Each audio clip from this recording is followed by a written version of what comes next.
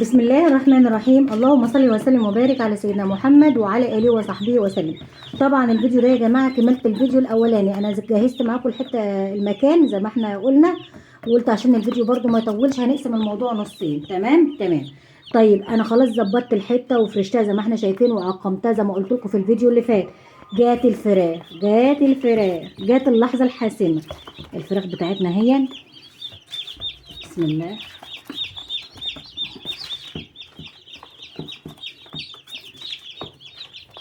نستقبل بقى الفراخ على ايه؟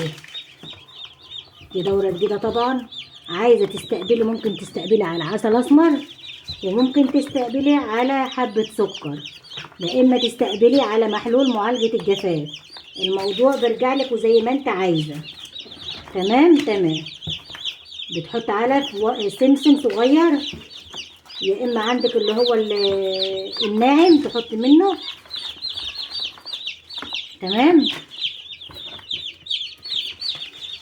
اهو كده زي ما احنا شايفين اهو. ما بعملش اكتر من كده. ظبطت المكان، حطيت العلف، حطيت الميه. ما تحطيش الميه الوقت كده، قيمه نص ساعه كده ولا ساعه اما يهدوا، لانهم طبعا لسه جايين اهم زي ما احنا شايفين. فايه ما نحط لهمش ما نحط لهمش ميه الوقت.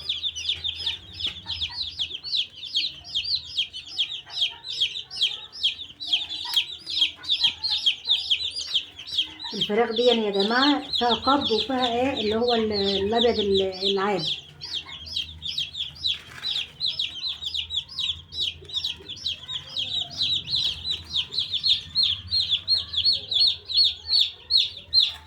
اهم حاجه الدفا. احنا طبعا الجو برد قوي النهارده، اهم حاجه الدفا. والدفا مش تكتمي المكان، لا الدفا انك تكوني مهويه المكان ويكون فيه تهويه. زي ما انت مدفيه يكون فيه تهويه في المكان. تمام. يعني حافظه. بصي الفرخه النهارده ب 17 جنيه، يعني ب 17 جنيه.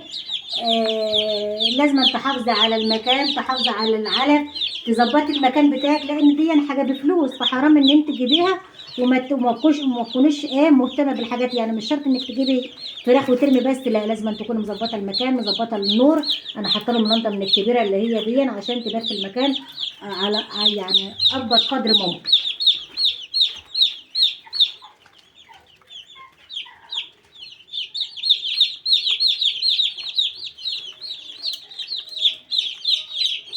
يبقى بتستقبلي الفراخ بتاعتنا يا اما على عسل اسمر، يا اما على حبه سكر، يا اما على محلول معالجه الجفاف.